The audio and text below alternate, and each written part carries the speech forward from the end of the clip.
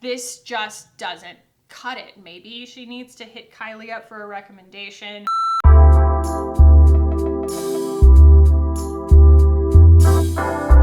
What's up, guys? Welcome back. You know that feeling when you're your third time filming a video? First time, I didn't turn my microphone on. The second time, my microphone was so on that I cannot fix the audio, and I don't even know what I did because the second half of the video is fine.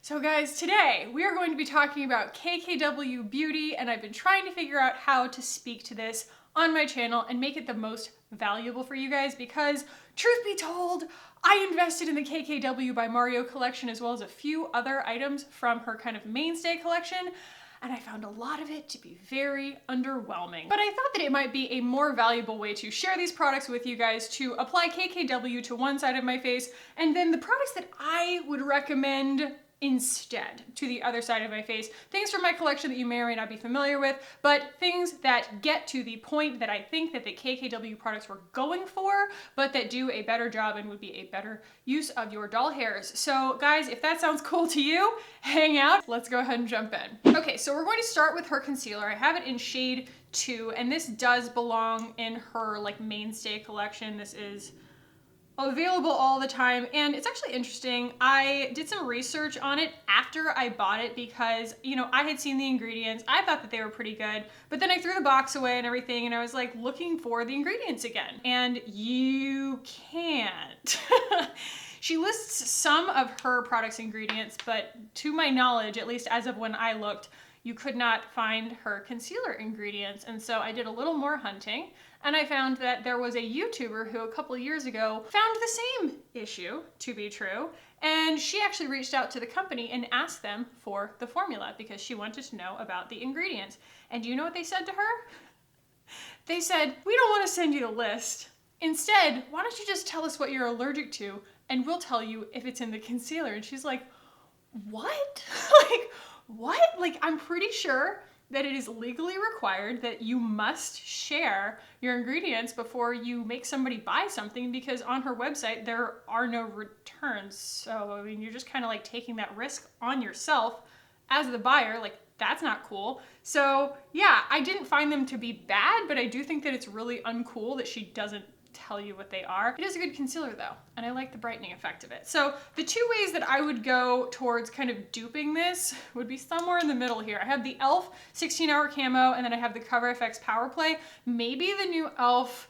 dewy version, like the hydrating 16-hour camo, would be a better option here. I'm gonna go for the less expensive one just for the sake of making this a little bit accessible. Plus, I do think that this is a really pretty concealer, but comparing concealers to apples is hard. You know, because you can almost argue that like just about any concealer like serves a purpose for someone. That is a little bit lighter though, isn't it? That's the difference one to the other. Again, I would recommend this concealer, so I don't necessarily think that like it's a fair comparison, you know? I'm not saying like buy this, not that. Like, I do like both. I'm gonna set this with my Hourglass just because it's a really nice even powder, and you do have to make sure to set your foundation really evenly with this because I find that the contour and bronzer highlight palette is super patchy. Just kind of spoiling it here, but it doesn't go on the skin very smoothly. I found it to be kind of a strug. So here is the highlight contour bronzer palette, and I was probably the most excited about this, which is what made it the most disappointing. I like the contour because it is like a nice gray color. It actually reminds me a lot in tone of my favorite contour, which is what we'll be using on the other side, from the Salt New York palette. So you can see they are both kind of a similar cool tone taupe that is meant to build really like believable looking shadow on the skin, but I found this formula to be really frustrating. It's like it doesn't kick up enough, and so the brush constantly is like depositing the moisture back onto the pan and kind of sealing the pan over because it just doesn't pick up enough the first time. And it's just that all of her powder formulas I found to be very stiff. So I'm just trying to go in like a layered way here, so that we don't lay too much product down. And I do think, like I said, that they nailed the tone value for this, for pale skin, to be able to get a contour. But I do find that no matter what, I just kind of like scratched the top off of that pan. You can kind of see the scratch marks and everything. I've wiped it down with towels and stuff just to try and keep the top of it like open to being able to be like, you know, a brush dipped into it. And it just keeps kind of gumming back over because, you know, there's like the bite powder, and it was something that I was concerned about when I first opened it. I was like, this is a pressed powder, and I have a hard time with pressed powders because I do end up kind of gumming them back up. This kicks up really well. And I know that that's something that people often think is like not a good quality to have in a powder, but I found it to be really good because basically it kicks up enough that it doesn't ever like gum up from moisture on your brush. I'm putting the bronzer where I think that, you know, the face would naturally want some warmth. But what I feel like they did is that they kind of thought about Kim Kardashian's preferences on bronzer, and they were like, she likes a nice, really warm sort of orangey tone bronzer, but that's because she has deep skin. And I feel like it's the same thing that happens if a really pale girl tries to use a self-tanner like liquid that's meant for deeper skin to begin with. You actually end up with more of an orange tan because like they're assuming you already have undertones built into your skin that aren't there. And so you're basically just putting like a top coat of like bronze instead of kind of building in those middle tones that like your face needs, that your skin needs in order to look believable. My mind immediately goes to hair, right? If you don't fill blonde with red first and then you try and deposit brown on top, it will wash out to green because it's basically assuming that those red values exist before putting it on there. So it's like you have to what's called fill the hair. Whereas if you did have like someone who was a redhead or had just dyed their hair red, you could just put brown color right on top of that because it's already got the midtones in there. Does that make sense? It's the same thing with skin. So yeah, you can see that it results in this very kind of like unnatural clay color on my skin, and it's just not very flattering. So the bronzer that I like for this to achieve a similar effect is the Lila B Sun-Kissed bronzer, and you can see it kind of up against it. So there is the KKW. Again, it just kind of said, okay, we're just going to adjust what the bronzer would be for a deep skin tone and just make it lighter, versus Lila B, which said, no, we're gonna make it a little bit peacher and a little bit golder so that it looks more natural. And I wouldn't have wanted to compare one of my favorite bronzers that happened to be like a shimmery bronzer, because the whole point, right, is that we're trying to get a matte bronzer that blends really nicely. And even though this is matte, it does have like, I'm talking the tiniest bit of like a satin finish to it. And I feel like that's what makes it go on the skin really nice and creamy. It doesn't have any like shimmer whatsoever, but it's like the particles are really, really tiny. And it just adds like a blurring effect and a little bit of a creamier application, as well as just having a much more believable tone on my face. And I did skip the contour on this side. It's a cream, and so I'm going to go with that last because you want to go on top of everything else with it. Okay, so now let's talk about blush, my favorite topic of all time, ever, always. So this is Very Graceful from the KKW collection, and as you can see, it is an absolutely gorgeous coral color. Unfortunately, it suffers from the same issue of just having a very chalky, talky kind of consistency, and I feel like the pigmentation is uneven, and the overall kind of effect is just that it's hard to control. And yes, I am totally being lazy and just using the same brush for everything, but that's what I always do. Oh, I cannot express to you guys how hard I have worked to try and make these cooperate with me because I was so convinced like I must be doing it wrong. Okay, so here is the Bare Minerals Bounce and Blur in Coral Cloud. If you've been watching my channel for any amount of time recently, you know that I'm obsessed with this. And as far as these shades go, this is so similar, but look at that. Look at the color payoff on that. That's just one little dip of my finger, and this is just an unreal little formula, versus that, which is the KKW blush. There's just no contest, and this just goes on this. You can put this on with your fingers, you can put this on with a brush, you can put it on with a sponge, and it just absolutely never complains. It's a pleasure. And when I get done with this whole situation, when I spray it down and everything, the bounce and blur factor, I guess you could say, of this blush makes the surface of my skin more blurred, whereas this you'll see more pores. And I just feel like I have so much more control with this. So as you can see, we're kind of working with a little bit of muddiness here, and then this is just a little bit more blended. Let's go in with the contour on this side. Like I said, I'm going to use the contour from the Salt New York palette, and you can absolutely use this with a sponge on top of powder products. And I mean, we're not going for drama. You know, I do want to put a lot of pigment on my face. I want to really showcase what these products are capable of and what I think that they were probably going for. I did just find that all the things that I was really hoping to gain from this collection, I already owned in better forms. So hopefully I can save you some money. Okay, next we have highlighter, and I did want to show this to you guys because this I think is one of the more, I don't know, frustrating choices that she made, because everything in this palette is so warm and then these highlights are so cool. This is supposed to be kind of like neutral, I feel like, and a little bit pearly, and it reads so ultra silver in contrast to the other things in the palette. Like, you can't fault me for using them together. They live in the same palette, you know? We'll try a little bit of the pink, just see if that improves things. Yeah. And you might think I'm putting on I'm like hamming it up, you know, putting on too much on purpose. There really isn't like that much on my brush. It just basically behaves like an eyeshadow. And this might be your vibe. This is not my vibe. I genuinely don't own that many highlighters, so I'm going to go in with my Cover FX just because I feel like it is the one that I love the most, but also the one that meets in the middle in terms of neutral, but also not super sparkly. I don't know. I think that it is still a little bit cool toned, which is like what I would want to go for, but it doesn't read like eyeshadow on my face, if that makes sense. And I'm gonna ham it up. I'm gonna put on a lot just to kind of try and match this for that. But I mean, you can see like no amount of this that you put on is going to be like that icy. Okay, so the next thing that I'm gonna do is go in with eyeshadow. And I have a few options here for the dupes, I would say, for the eyeshadow palette, depending on what it is that you would be buying that eyeshadow palette for, like what you were excited about in that palette. But I think that the most valuable advice I can give to you, because I think that as far as like essentials versus non-essentials, most people don't find a new eyeshadow palette to be essential. I would say that the most valuable advice is probably to just skip it. Because it doesn't really add anything to your collection. You probably already have the neutrals that you need and like.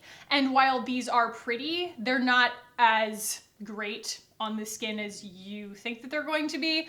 And I do not know anyone, I don't know, correct me if I'm wrong, guys, I don't know anyone who would want to wear that color on their eyes.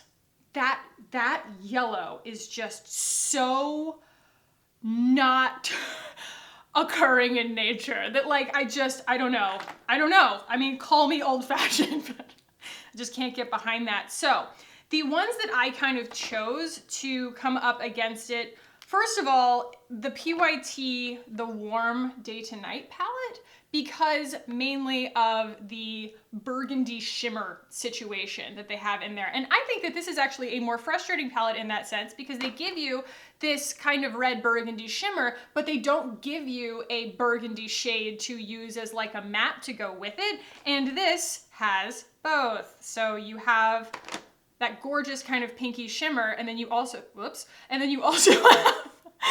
the that really pretty actual like matte wine color that I feel like they go together super, super beautifully, whereas this one is just kind of a standalone.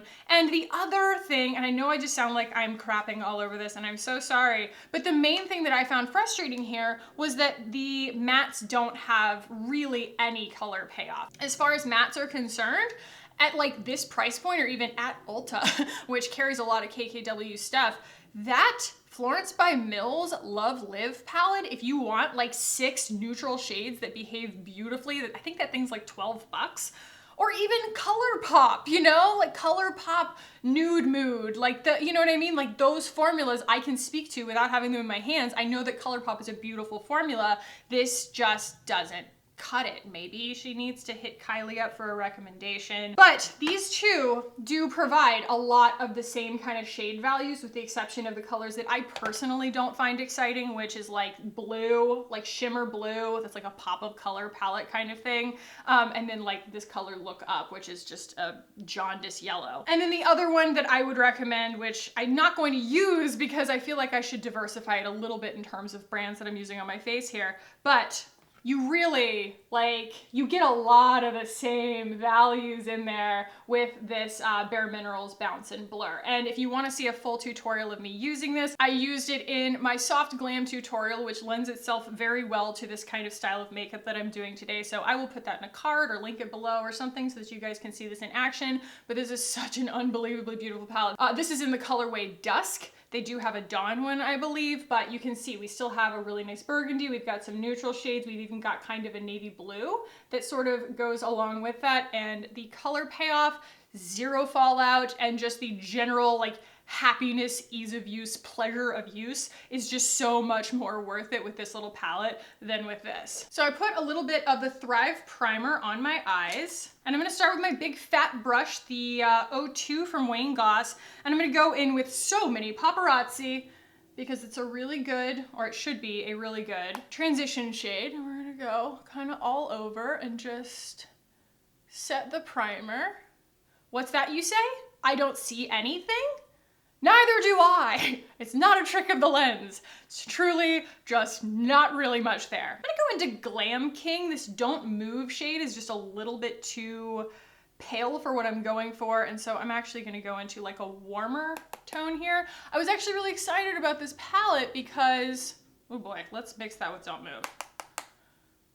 I was actually super excited about this palette because it does offer a variety of cools and warms. Oh my gosh, once it goes down, there's no hope. All right, so I will go with more of that palest shade in here and see if we can just kind of move that around a little bit. I know it seems like a risky move for me to take this giant brush to put down my medium shade, but like it certainly is almost never a problem with other shadows that I really like. Now I'm gonna go in with I'm Inspired, which is the deepest shade in the palette, which is not that deep, and it also is very warm toned for like a crease shade.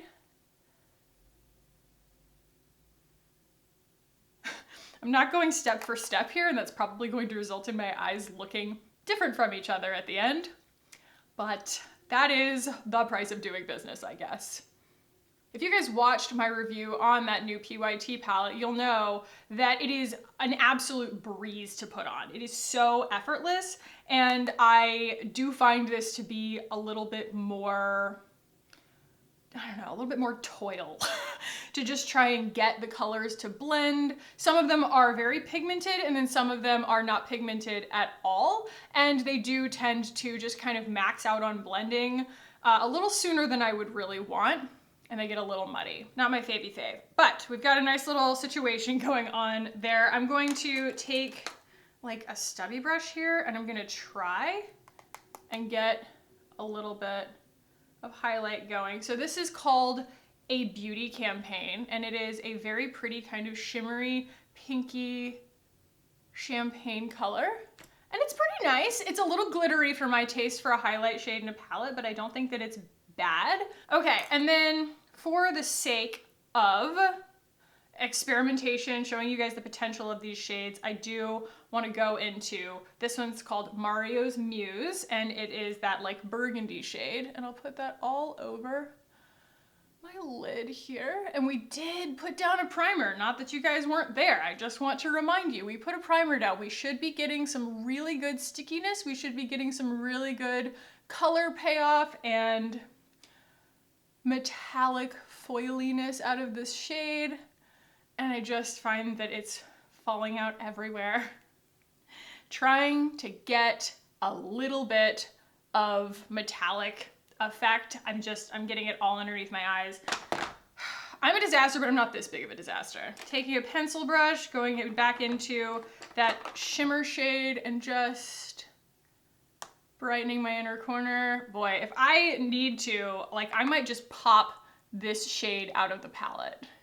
It's that pretty. And then I'm gonna go into I Need More Light which is this gold, and I'm gonna use that to just kind of blend between the two, because we do have a shade that's very similar to that. That actually has a little bit more, like, I can feel it grab on my eyelid a little bit more in a good way, like in a creamy way, which doesn't really make sense because I think that they're probably the same formula, but like that has so much more impact in like a patina gold way. But anyway, I was saying the reason that I'm doing that is because we can do it kind of apples to apples against the PYT palette.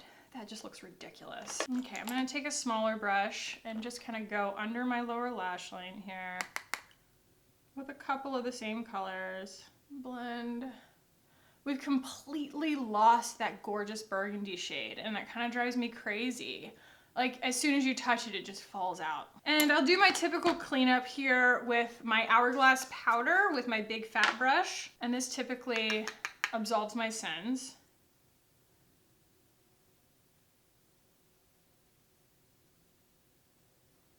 Gets a lot of that fallout out of there, but I still look like I got socked in the eye. I talked a big game about that gold actually giving me like more creamy color payoff, but it's just not there. Like you see, it just kind of disappears. It's very matte. It's very like dull. So just for the sake of a refresher, let's go into my palette here from PYT.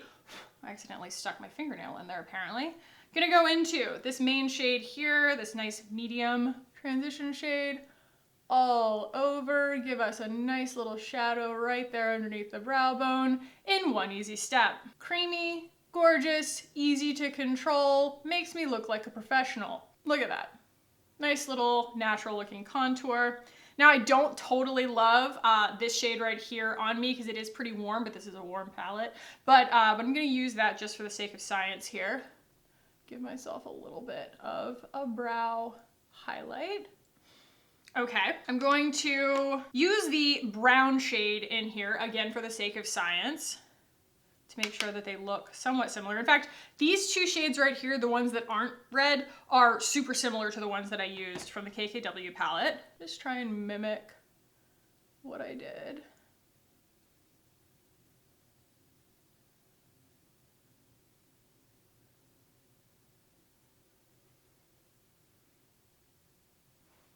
Cool, cool, cool, cool, cool, cool, easy squeezy. Going in with a warmer brown here.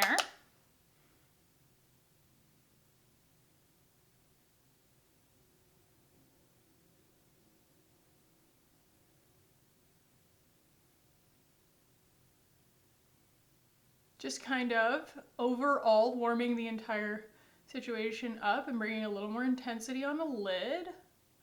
Lots of control, no fallout so far. Going to next go in with what we called kind of that comparable shade. Actually, both of these are. We'll start with the pinky one.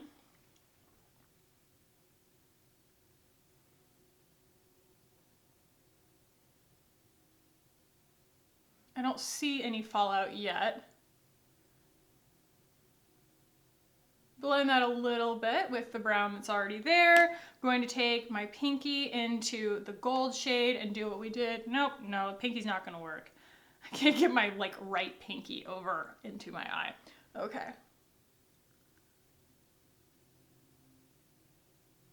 Yep. So there's that gold. I hadn't gotten to use that one on camera yet. You can see.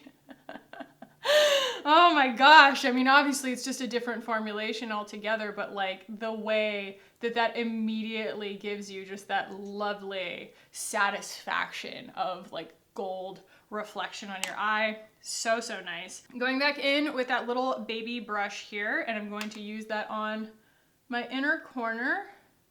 I will say, I do think that I prefer her highlight shade in her palette just because it does have a little bit more of like a cool tone to it, but eyeshadow palettes are always going to be, you know, unique from one another. I need to build a little more brown over here.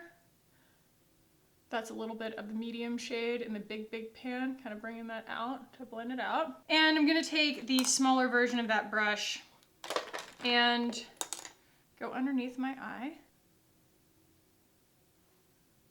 A little bit of the brown shade, the warm brown, bring that up, blendy, blendy. And do you see how like the colors are more isolated over here. We didn't end up with everything kind of blurring together and getting muddy, whereas this is just a little bit muddier. Let's clean up a little bit. Although there's not as much to clean up, it's more just like user error of me getting it everywhere.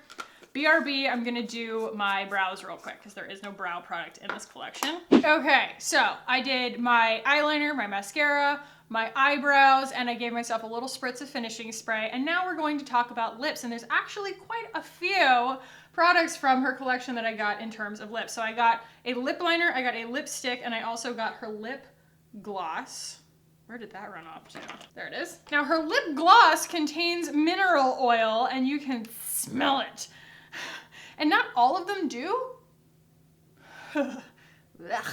But this particular formula does. I think it's sold out anyway, but this is Proud of You. And then I got He's a Mixer from her lipsticks. And this all came as like a little like recommended together collection.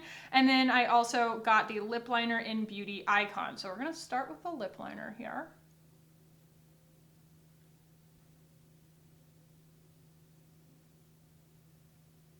Very soft formula. It's pretty. It's a little bit kind of like bricky for my taste. Not that it's bad, it's just not really what I was like going for in a nude liner.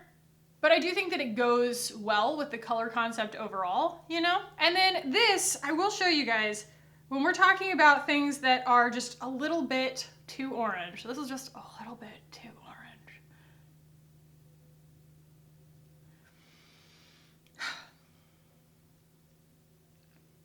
It's kind of a creamy matte, but it's lightweight.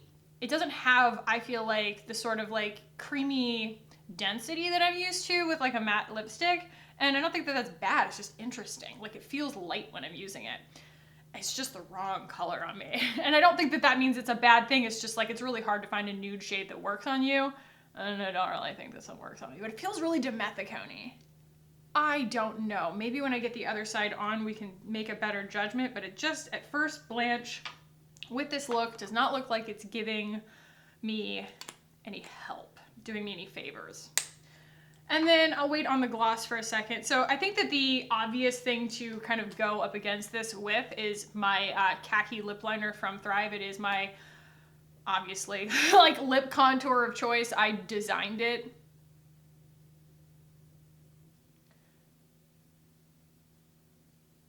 It's similar, it's got a little bit of like a rosy undertone to it, but not brick. And then my nude lip color of choice on top of that has always been Stephanie from Thrive, which, look at this, they are in the same family, kind of, but the Thrive one is just a little bit more like flattering to my skin tone. And it's just not quite as high pigment, which I think is really nice because it makes it more of a creamy matte. And it is cool toned, for sure, but like not lavender. So the differences are subtle, but like that's just on me. And I think it's totally subjective, a more flattering shade. And then there's also, I have the entire collection of the Bite Lippies here. And I think that like Cava, Leche, Calvados, even Sugarcane are also really good like nude options here. Ooh, amaretto too. And it's all like food grade, edible. We just don't think that often. I mean, maybe we do. A lot of you guys messaged me about it, but I don't think often enough about the quality of the ingredients in my lipsticks because of them like actually, you know, going into my body. You eat a lot of lipstick. So yeah, Bite is always going to be like one that I want to keep around for that reason. If I ever want to go for like a lip color, I'm so excited that I have this like full palette of, you know, every single one of them. I'm so flipping excited about that. So, okay, let's talk about lip glosses. We have Proud of You. Let's just put that on and then I'll see what I want to compare it to. Because I don't know if I have anything like this, to be honest. And the thing I don't like about this is that it has the mineral oil in it and that it just smells like fry oil, but I love the shade and that's unfortunate. Yeah, in all fairness, I don't really have anything that goes with that anymore since I kind of decluttered. So I'm just gonna go in with a brand new tube of the Glossier lip gloss.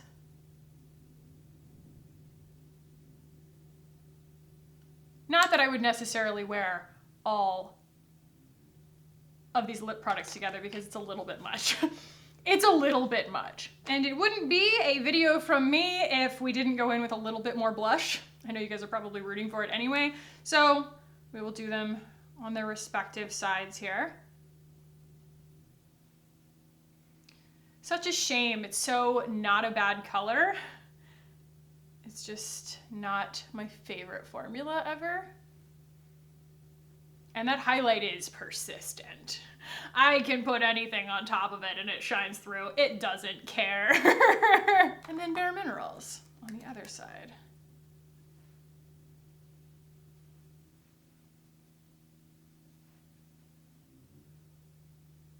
Too much blush is Aries just enough. Oh, I forgot to mention, I think I have an entire bottle of dry shampoo in my hair today. So if you're seeing the light reflecting off of the like individual powder particles in my hair, it's not your imagination. I actually had a massage yesterday, and so there's still like essential oils all in my hair.